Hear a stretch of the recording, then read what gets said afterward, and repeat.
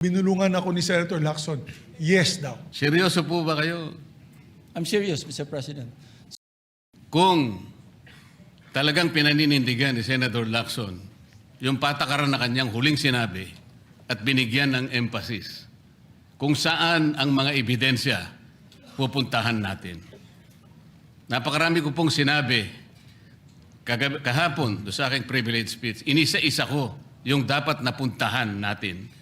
Para sa ganon, lahat ng inaakala nating ebidensyang magtuturo kung saan dapat at kung sino dapat ang managot, doon lang natin makikita at ang taong bayan po ay nakikinig at nagbabantay.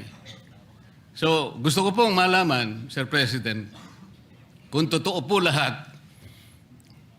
ang kanyang paninindigan na pupuntahan natin ang lahat ng ebidensyang maaari nating makuhanan, pwede po bang revisyuhin niya yung aking privilege speech? Nandun po lahat, inisa-isa ko.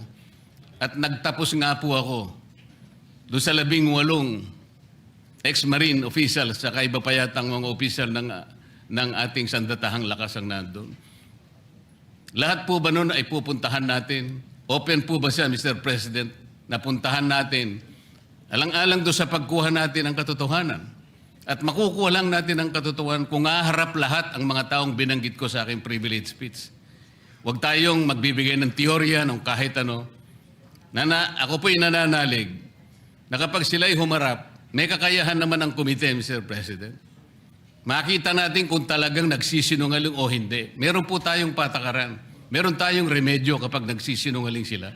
Nakukontempt natin, ikinukulong po natin ang nagsasabi ng hindi totoo.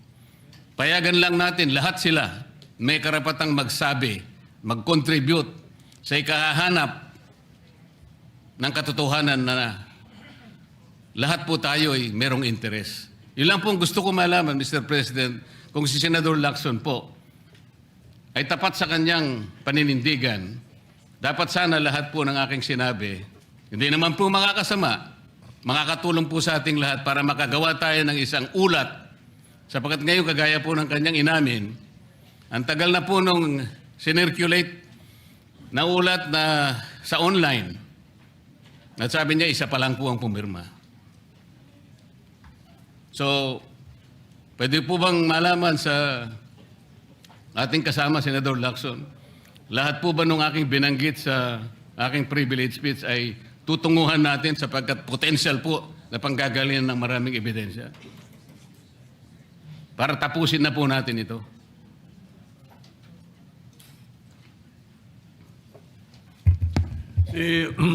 Senator Lacson sat down. He no longer has the No, floor. Mr. President. Senator, the Majority Leader. Yes, para wala na daw gulo, di pang lalaking gulo.